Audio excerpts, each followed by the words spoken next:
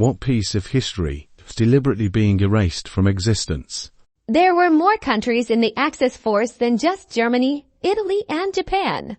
The Rohingya is a very interesting one. They have been indigenous to the Rakhine state for centuries before being driven out in 2016. They were butchered and murdered, and expelled with all evidence of being omitted from Burmese records. They now are spread all across Asia where they are met with great hostilities and are currently globe-hopping longing to return home. Expansionist Japan and the atrocities they committed during the 1930s are completely skipped over in most school curriculum, even though it was less than 100 years ago. I've always found that baffling. Serbs desperately try to negate all the atrocities they did all over Bosnia. In to how France people in general were pretty okay and open to Nazi ideals. Under occupation, shipping people to camps, etc. But they pretty much rewrote the history glorifying the resistance force, who were just a little group of individuals resisting Nazi occupation.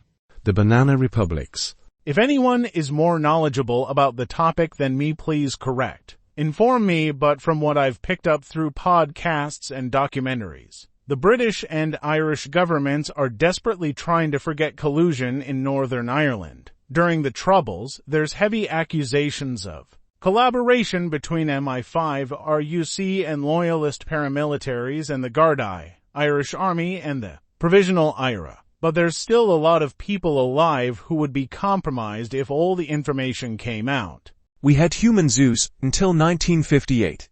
The radical politics of Dr. Martin Luther King Jr., particularly toward the end of his life. He was far more radical than what is conventionally touted. Corporations wrapped themselves in MLK quotes on January 15th and April 4th. But if Dr. King were alive today, he would be horrified at the level of wealth that these private sector entities have accumulated while we continually fail to provide the basic necessities for human dignity, such as affordable housing and living wages. His anger wouldn't just be directed at wealthy corporate interests, but at the many progressive special interests that promote idealistic solutions to satisfy their own self-righteousness but result in nothing for the people they are supposedly fighting for.